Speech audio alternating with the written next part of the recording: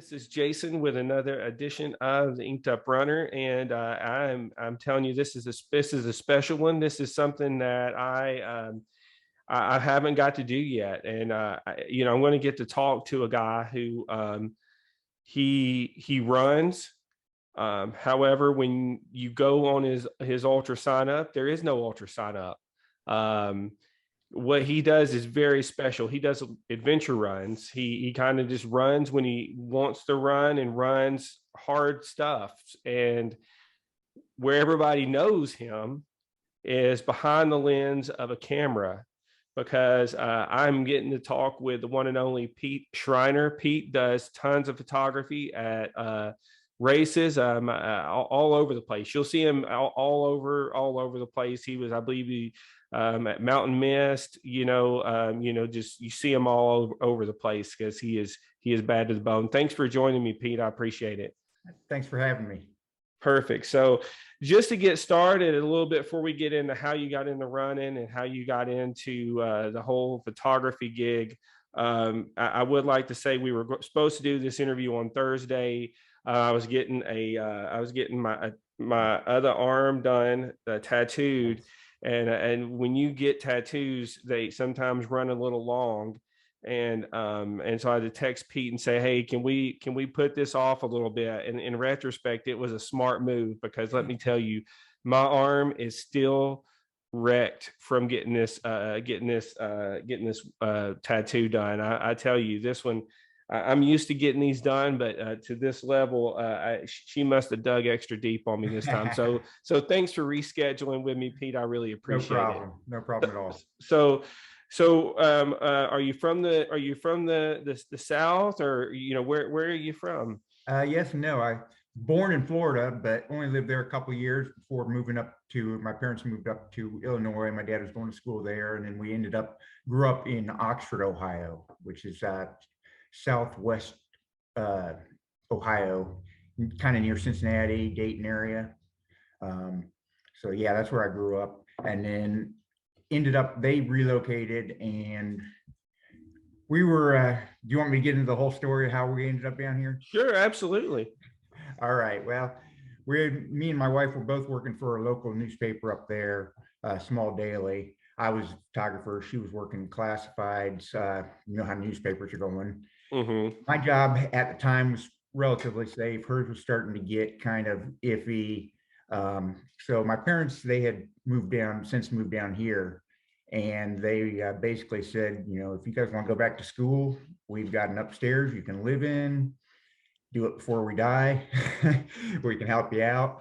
So we kind of wanted to get my daughter out of where we were in Indiana also, and my wife had lived there her entire life and she wanted to get away. So we quit our jobs, packed up, moved down here to Alabama. It's been about 7 years ago, and both went back to school. I was a photojournalist up there, worked for Small Daily. I've told you that. Mm-hmm. We had about, well, when I started, I think we had around 25,000 daily subscription. By the time I quit, we were down to 14,000. So wow. I could see it was just, pretty much only older folks taking the paper. I love the job though. It was something different every day. I mean, our bread and butter was high school sports, but we still had some fun assignments and stuff. So, but yeah, we ended up down here. My wife went back to school, became a nurse. She's a RN at the local hospital here. And I actually went back and learned to do HVAC work.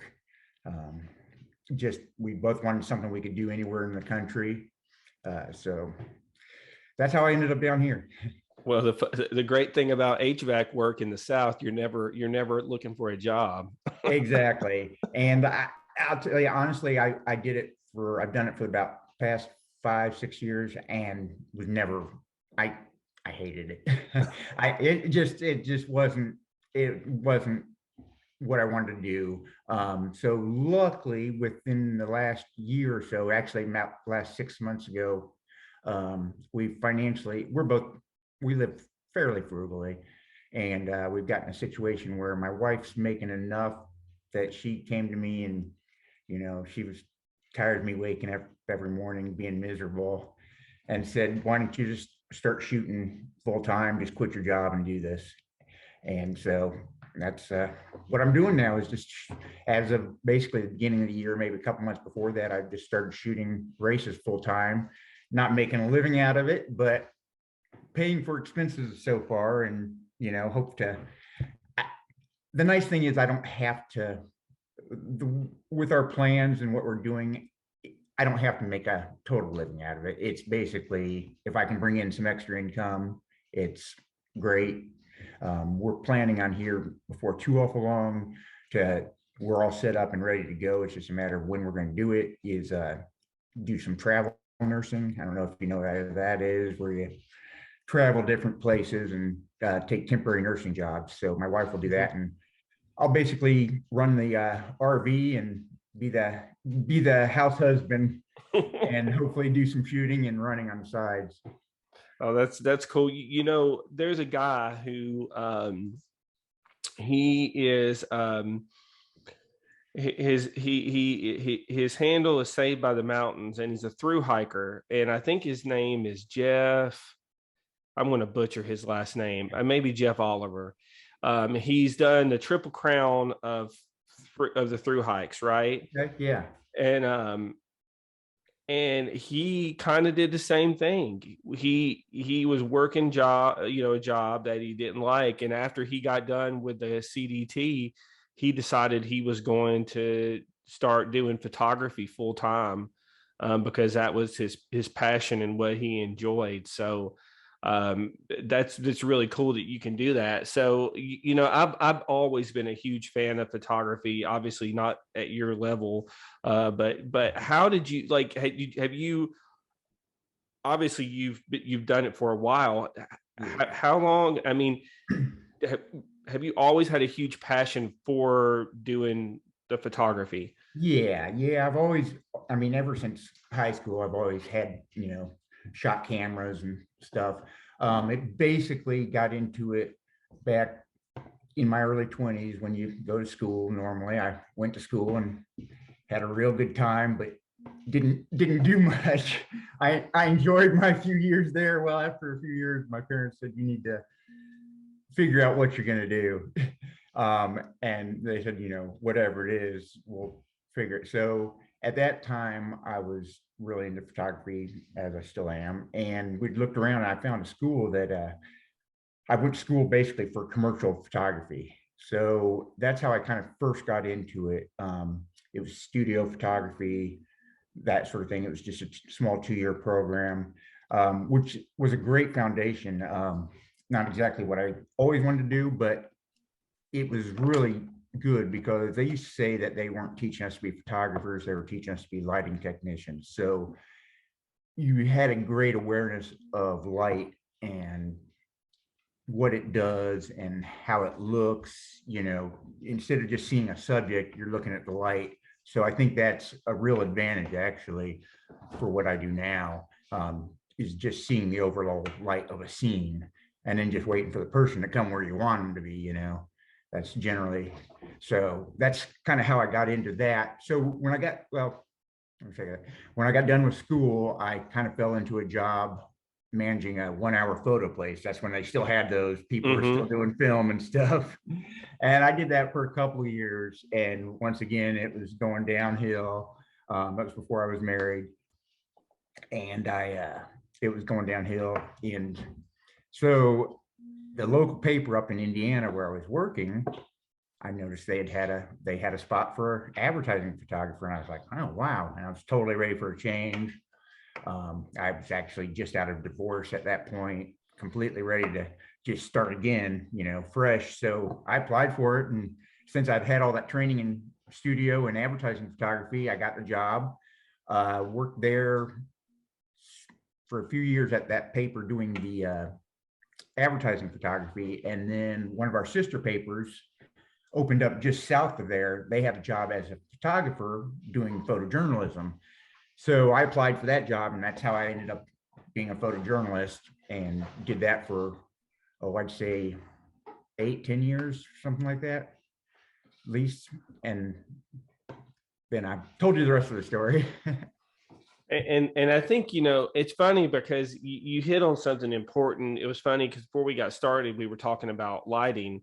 I think people, a lot of folks, and unless you really understand what it takes to do photography, there is a ton of stuff involved in taking a picture. And like, I didn't realize it until I got into it, and I didn't do anything what you do, but I learned that lighting is critical and that framing the shot is the most important thing possible. Like you referenced it just a minute ago, how you wait for them to get into the exact spot you want them to hit that perfect shot, because the how you frame it is critical to the entire picture. Because Exactly.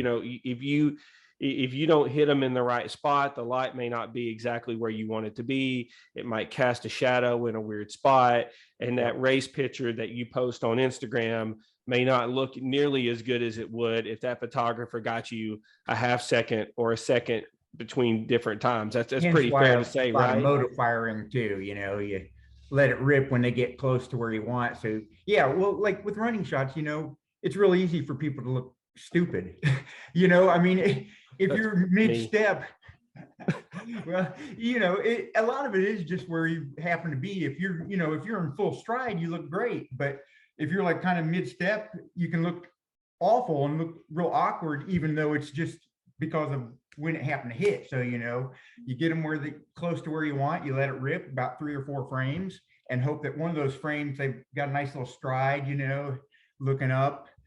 But sometimes it doesn't happen, trail running, you get a lot of people looking down all the time, and Mm-hmm. you work with that, but yeah, you do the best you can. And like you said, it's really is looking at the whole scene. And I think that's where a lot of people, you get target targeted on something, and you're not looking at the whole scene. You just see a person, you're like, oh, I want to take a picture of that person. But meanwhile, he's got a tree coming right here, and Mm-hmm. so yeah, it is really, like you said, just lighting, it's taking in the whole scene, um, and really just experience doing it a lot. That's you said you've seen me all over a bunch of races. Well, since my wife has let me quit my job, I kind of made the decision just to improve, even though I've been shooting for 20 years, 30 years. I was going to, since I had the opportunity, whether I was being paid or not, I was going to try to hit a race almost every single weekend if I could. And I've hit, I don't know, a lot so far this year. I hit Black Toe, which Mm-hmm. I think is up in your area, isn't it? Yep. Yep. Yeah.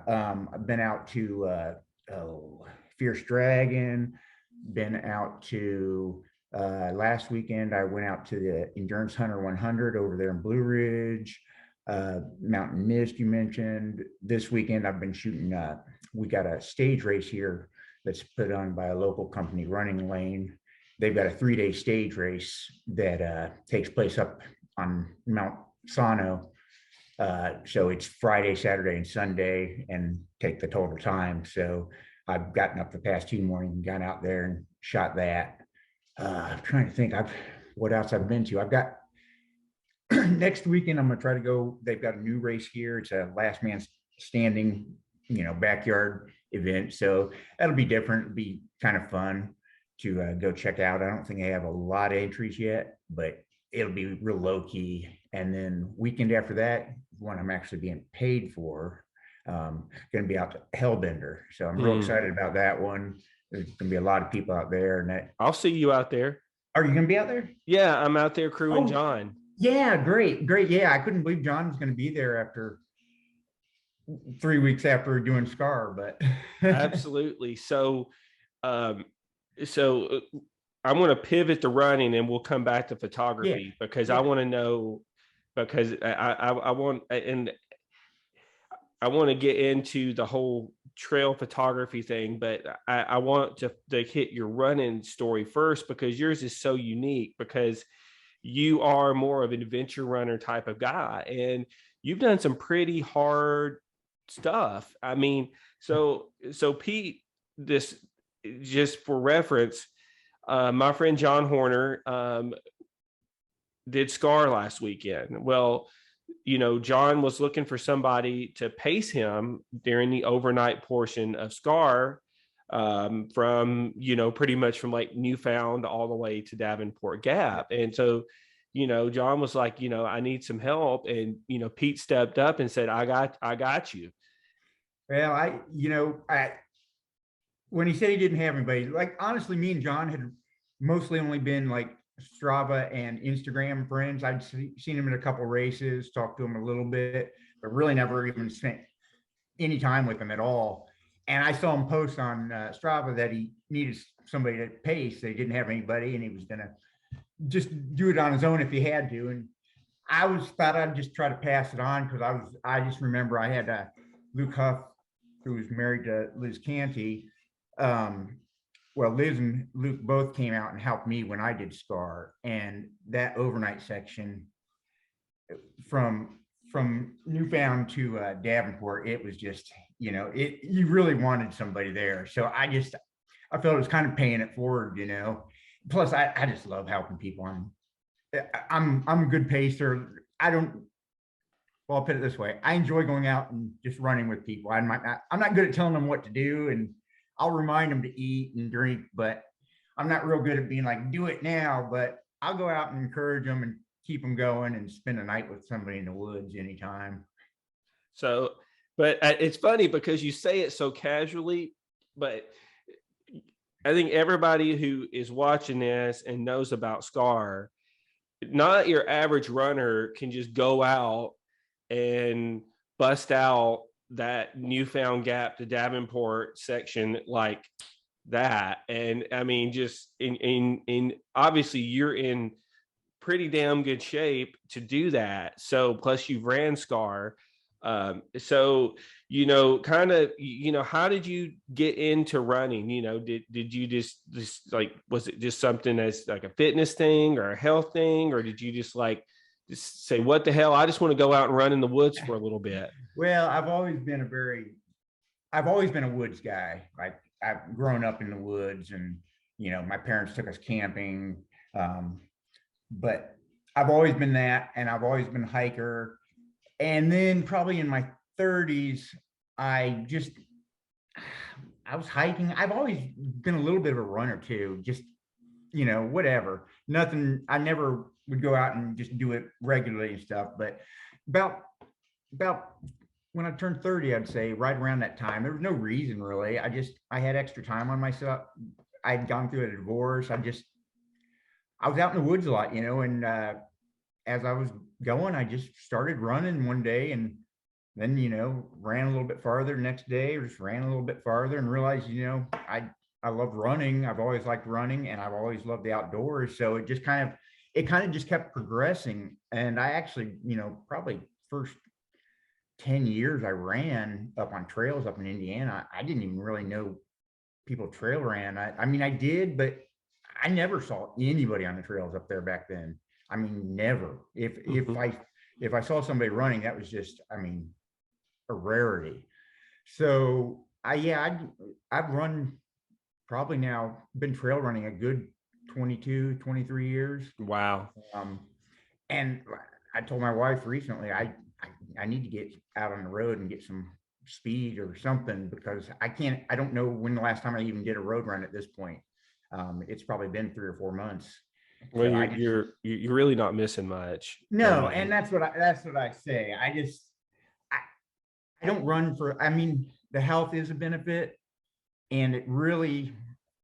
Okay, we'll get into a little more weirdness here. So, I'm diagnosed OCD, like not like, oh, I don't like this or that. It used to be debilitating, like back when I was stressed in my 20s and 30s, to the point where like I would spend hours doing stuff. So back, I was on medicine for years. Well, I realized that the running was just as good as the medicine I was on. Mm-hmm. So I kind of, use that. I guess that's part of the reason too. It keeps me sane. When I'm stressed and stuff, sometimes my wife will even just send me out, go to the woods. So it's always been my place, I forgot what I was saying, but No, or how I no, got onto that. but no, it's, and I think you hit on something important there. I think a lot of us that do trail run, use it as a, as some form of therapy. Absolutely. I know for myself, there's nothing like being out on the trail in the woods. There's a peacefulness to it, right? There There's that is. serenity of the, like, there's a particular night I'll never forget it. I was running with a friend. It was a night run, and we were running, and you could hear the wind blowing through the trees, and it was so relaxing and so peaceful. And it was like there's nothing like being there in the woods, like Yeah. just, like being in the Smoky Mountains, right? I mean, Yes. being with John on the side of the mountain, and even at nighttime, I right? was going to And say, even at nighttime, even in heavy fog, when for 6 hours straight, all you saw was a little circle of light in fog in front of you.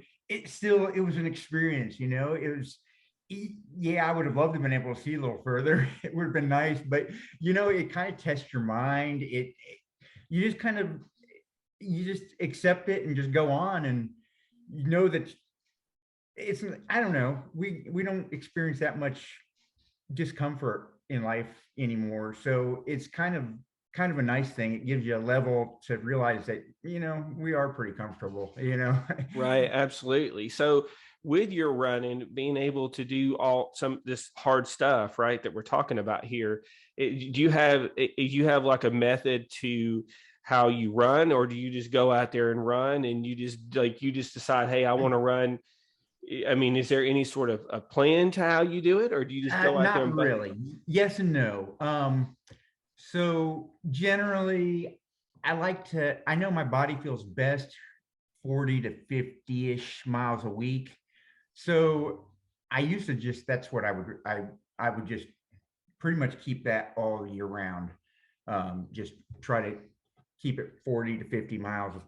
And that's just what I did. And it would just be however I felt that day. If I wanted to go hard, I'd go hard, because like I said, I'm not training for anything. So I like to be able to be in shape that I feel like I can at least drag through a 50K, especially on the tail end of somebody doing doing 70 miles. I'd like to be able to at least keep up with somebody, at any time, to be able to drop and go, like I said, help John. So the only time I have, when I did SCAR for myself, like John, it took me 3 tries. The first 2 tries, first try, I made it up to Klingman's, dropped because I was having some IT pains, which I'd never had before, which, looking back on, I maybe should have pushed through, but I didn't. Second time, me and a buddy we made it to Newfound. We were running way late. It was windy, it was foggy. We were way behind, but basically we were talking each other into stopping at 40 miles. Um, so, well, man, losing my train of thought. Sorry. Uh, So Scar, the third oh time you yeah, got it, yeah. yeah. So basically, yeah. What I was saying is, yes. I don't know if you know who Aaron Staff is. Yep. Uh, he's Hellbender. He helps put together Hellbender. I have some friends that he trains. So I actually had him just put me together a training plan, not actually coaching me because I couldn't quite afford that, but Mm-hmm. had him put me together a training plan for SCAR, and that third time, and that's about the only time I've done actual training. To where I've followed a schedule and stuff. And it was interesting. I don't really like it because it's one of those things, it's like it takes some of the fun out of just knowing that this is just what I do, knowing that I have to go out and, okay, today I've got to do this because this is what the schedule says. So I prefer not to have formed workouts, but yeah, if I need to get in shape for something that's going to happen, I will do that. Yeah, and I think, I do think it's funny. We kind of glossed over it a little bit. Yeah. but it doesn't hurt when you got Luke and Liz as your crew either, right? Yeah, absolutely. I mean they're great. I love them. I miss them. They're in Colorado now. They relocated. But yeah, they're both tremendous people. And Liz is real good, unlike me, at taking you and saying, let's go, and that's what I told John too, why I wanted to help him. Just to come in there to Newfound and see Luke sitting there smiling and being like, "Hey, man, you look great," telling me I look great, even though I know I don't look great. But you got a fresh energy. You got somebody that's ready to pull you on. It was great. It was, and so I wanted John to have a little of that too. Somebody come in fresh and be able to pull them off. Because like when I was trying to do it with a buddy the first two times, you're out there together. It's easy to talk yourself out of stuff. Mm-hmm. Even though you regret it later, maybe, but you show up and there's somebody smiling and they've come out just to help you and stuff. You're like, nah, we're going. So Right. And I think that's awesome because, like, at 40 miles through that, I mean, is pretty tough. And then you got the back end 30 at nighttime, which, let's face it, you've already ran a whole lot as it is. You have to deal with the elements, right? yeah, You hit on the fog that was there at night, and then sometimes it rains, it snows, it yeah, and sleets, it it's really hails. strange up there too, because you come around corners and all of a sudden it's freezing, the wind's blowing, then you go around another turn and you're warm again. So it's just constant changing too. Well, like mountains, it's a Oh, mountain. right. And I think unless you're up there, it's hard to really know. So, and I guess, Pace and John, did you have to save him any? Was he hallucinating? Was he doing anything crazy? No, he wasn't too bad. He was tired. He was definitely tired. It was just kind of try to encourage him to keep moving. Sometimes you see somebody and they need to sit for a bit, and that's okay, but you got to get them up and keep them moving. I mean, Luke let me attempt to sleep on the trail for 10 minutes, which ended up with a wet water bottle in my back when I did it. So that didn't work. But you kind of got to know when to push the person, it seems like, and, you know, just kind of encourage them on. So, but yeah, John, he was definitely tired. I think the first half or the first 40, there was a lot of mud, and there was a lot of mud where we were too. And that just works those weird muscles that you just don't work normally. Those stabilizers that you don't work out until you're in mud. So Oh, I think that absolutely. really took a toll after 40 miles, which it would. Oh, absolutely. I think it would to most people.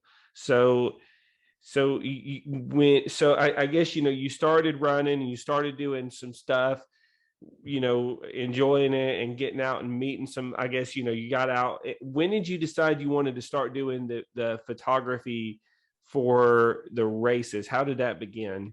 Well, that was once again just one of those things. I'd been a photographer, always do shooting. So I'd been down here doing the HVAC, going to school for it to start with, running all the trails around here locally.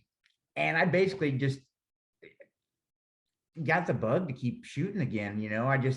It's one of those things, I don't feel right unless I'm shooting. So I started just by kind of just doing setup shots of myself. Like when I was out running, if I saw some cool light, I'd take my iPhone and had a little tripod. I'd set it up and put self timer and run through it and just, get some pictures of myself, just something fun to do, kind of squeeze the creative bugs a little bit. Um, so then eventually I was like, well, I talked to my wife about getting a camera. It's nice to have a camera. When I worked at the paper, they provided you with all the gear. So I never had Mm-hmm. to buy a camera when I was working for paper for a dozen years. Um, so I ended up buying a camera, and then it was just one of those things where I just was out. I just started going to races and shooting them just for fun, just because I enjoyed the people and it was just fun. So I started doing that and putting it on Instagram, and it just kind of evolved from that. Yeah, because it seemed like, just based off of my knowledge of you and seeing, knowing people who know you, it seems like you definitely connected with a lot of people through that, through that avenue of taking the photography and the pictures and stuff. I guess that's how you connected with Luke and Liz. Is that Oh, accurate? yeah, that was more, I had originally, that was when I was first kind of meeting a lot of people down here in the trail community, and had gone to a group run. And that's where I'd met Luke before they had even met. I just met him at a run one time. And then I think a couple weeks later, Liz had been moved into town. She'd been in town for a little while, and she didn't know Luke or me or anybody. She just showed up at one of these runs also. And that's where her and Liz and Luke met. And that's where I met them too. And so yeah, it was a lot of down here, it's a small community of runners, but we've got a nice little land trust, probably 5 properties, and we've got the state park here. So if you're out on trails, you tend to see the same people. Same thing with Strava. You see the same people on segments and stuff. So you start recognizing people, and it was just a process over a couple of years of actually just seeing people on the trail and saying hi to them, and just like ever since I grew a beard, people recognize me a lot more, you stick out, so they remember you and say hi to you more. So yeah, it was basically, that's how I kind of got into meeting all these people here in the community. And just once again started going to races, just shooting friends and stuff, and just posting pictures of them. And then basically one of the running lane operator, he came to me one time and said, "Hey, you're always out shooting my things.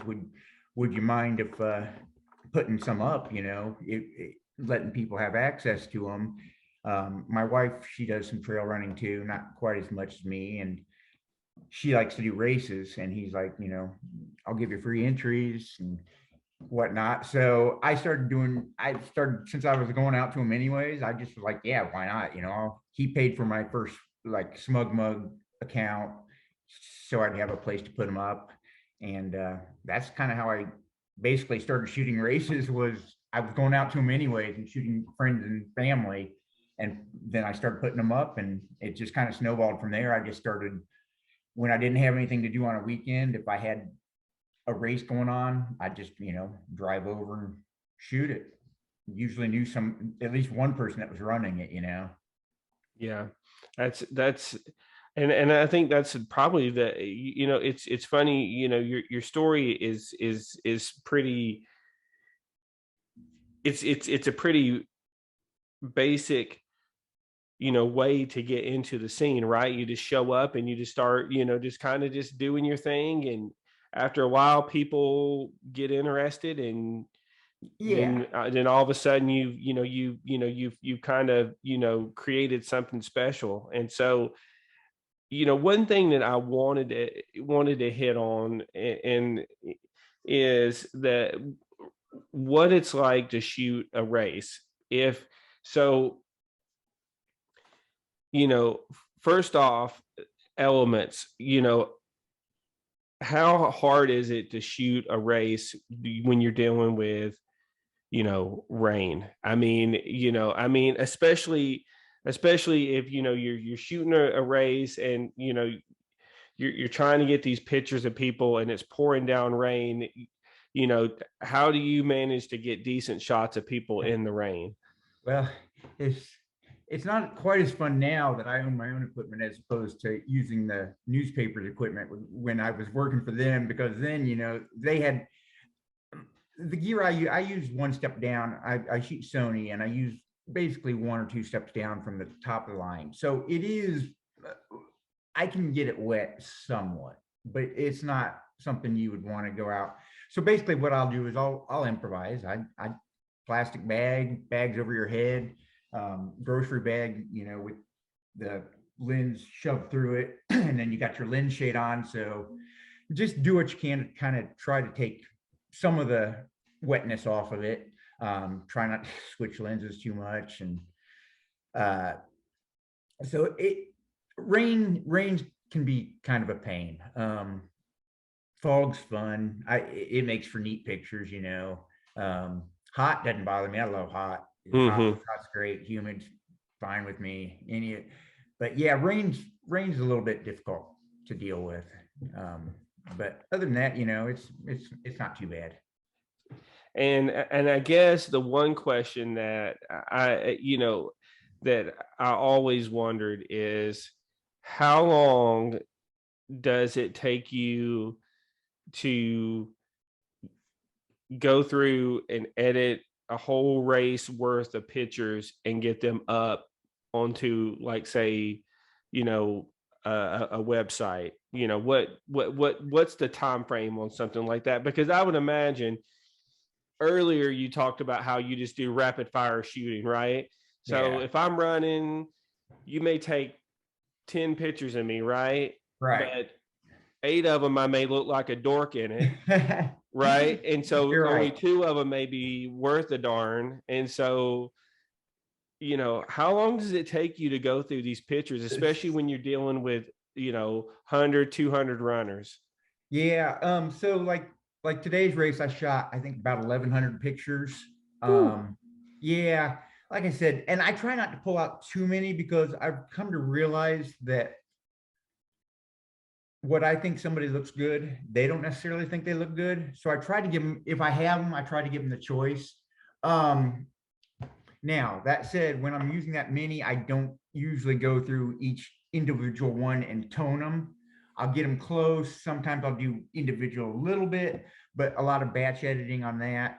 Um, but yeah, just to go through them, to look through, to take out, you lose your focus, somebody's out of frame, this or that. By the time let's say, download them, go through them, do a little bit of editing on some of them, then download them again and then upload them onto the web, I've easily got probably 12, 14 hours sometimes. Golly, that's a Just lot. depending. Yeah. Some days, like I got yesterday's race up last night and let it load up when I went to bed. So, but I rarely get them up the next day because I'm just tired, Yeah. you're just tired of, you don't even want to see, honestly, if I could get away with it, I'd just go shoot and not do anything with them. But I feel like I should try to at least make a little bit of money. Uh, it just comes down to I just enjoy shooting them. Mm-hmm. So I dread having to go through them, and that dictates that once again is why I shoot somewhat the way I do shoot, which I guess I don't know if it makes me unique, but I know a lot of shooters will set up there's a waterfall, they set up there, they get every runner coming through that by the waterfall, everybody gets the same shot. That's just not how I work. And I let people know that if they hire me that I move. I like to shoot. I like the light. I like to move, So what I'll do is I'll tend to go several miles until I find a scene I like, and then let runners start coming by, and then I'll start working that scene. And sometimes it'll take me 5, 10 runners just to get the shot I like. So Mm-hmm. then once I get that, I let a few pass through it until I make sure I get a few that I like where they are. And then I'm done with that shot. I don't want to sit there and shoot it for another hour. I'm tired of it. So I move on.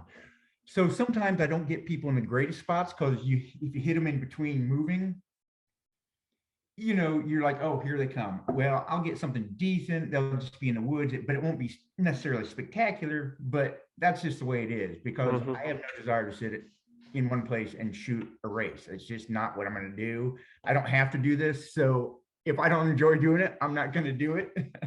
So, Well, and um, and and I think and I think that what you hit on there is is is actually, if you're a runner, it's what you want, right? Because I'm a huge Yeti guy, right? I have ran,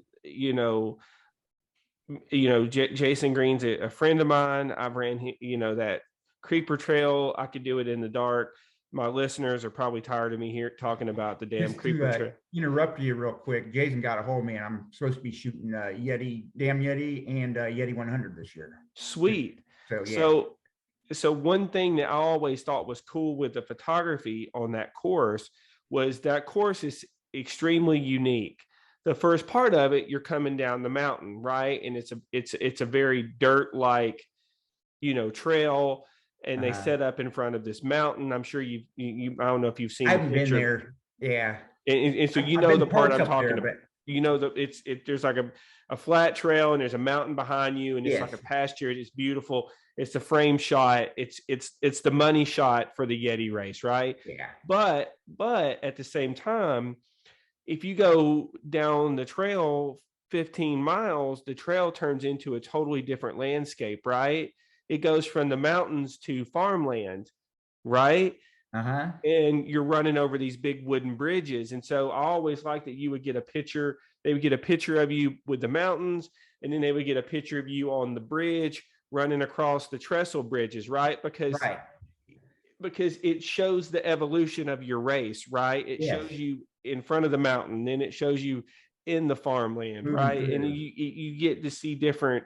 For me, I always thought that was cool. And Yeah. hearing you talk about how you like to move around, I think that if you're a runner, that's what you want. I Well, think you. and I've had a lot of runners say to me, I love your shots because you're out there, you're a runner, you're out there with us. It can lead to funny things.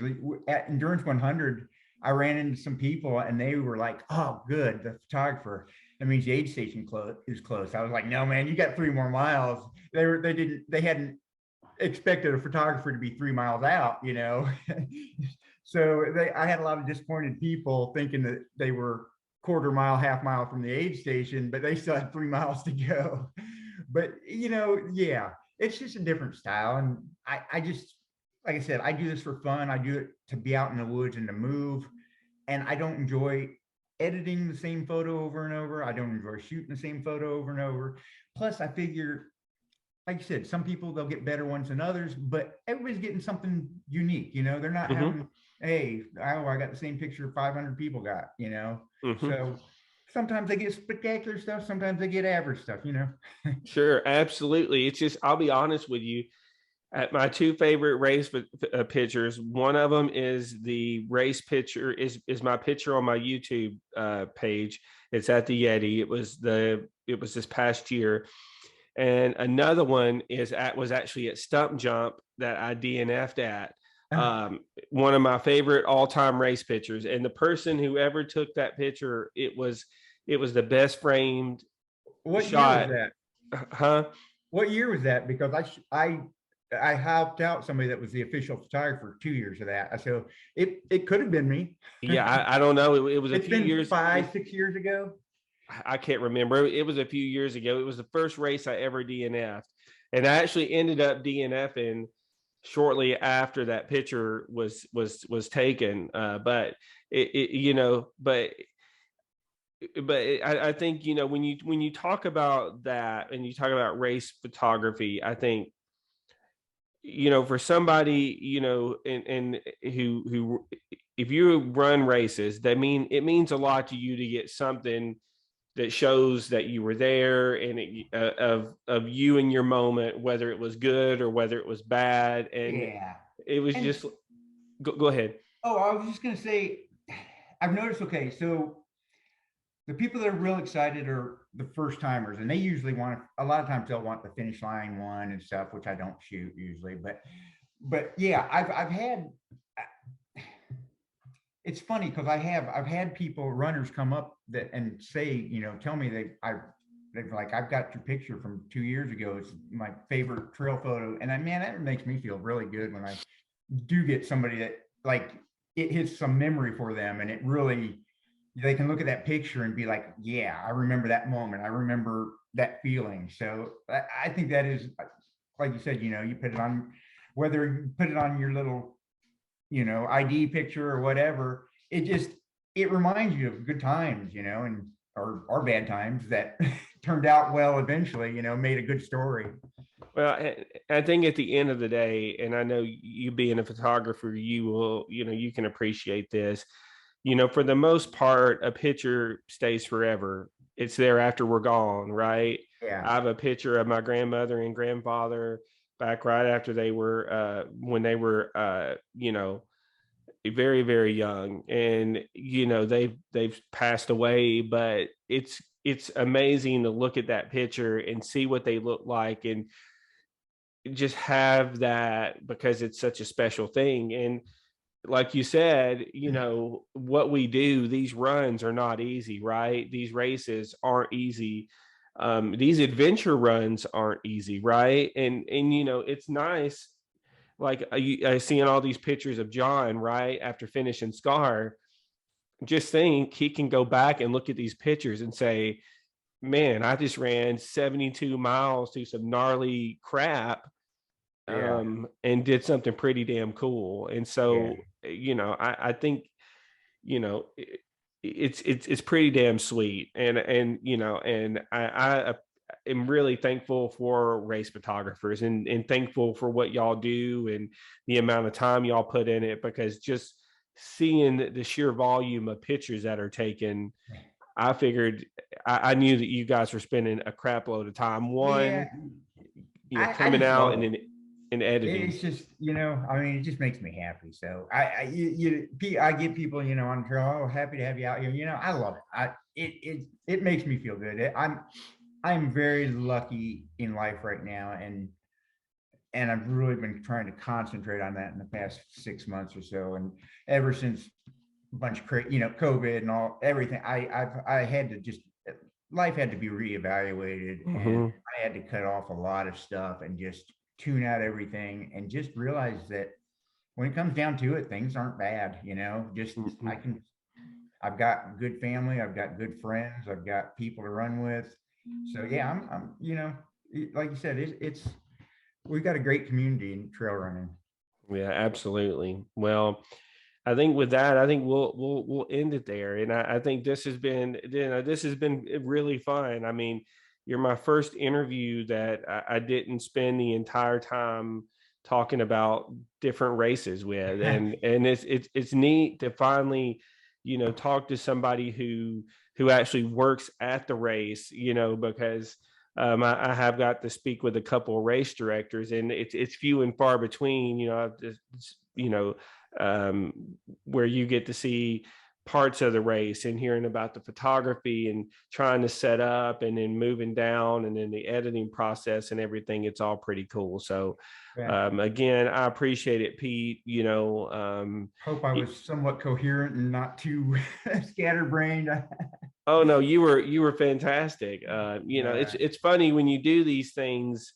It's easy to, you know lose track of where you are. I mean, first, trust me, I'm the one that's asking the questions, and sometimes I'll be in mid question and think and all, and be like, wait a minute, where was I going? And then I Exactly. have to reel myself back in, because you constantly thinking. So, but anyway, guys, this is it for this week's episode with Pete. Um, as always, there'll be an audio and video version of this bad boy up. And, if you want to check out Pete's Instagram page, what is that, Pete? It's a Schreiner Trail Photography.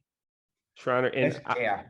I highly urge you to follow him if you're not following. Most likely, if you're watching this video and you're from Middle Tennessee, you're most likely already following him. He's all over the place, and he's pretty damn famous. So so that's it for this week. As always, I appreciate the support of everybody, and I will see you on the trail.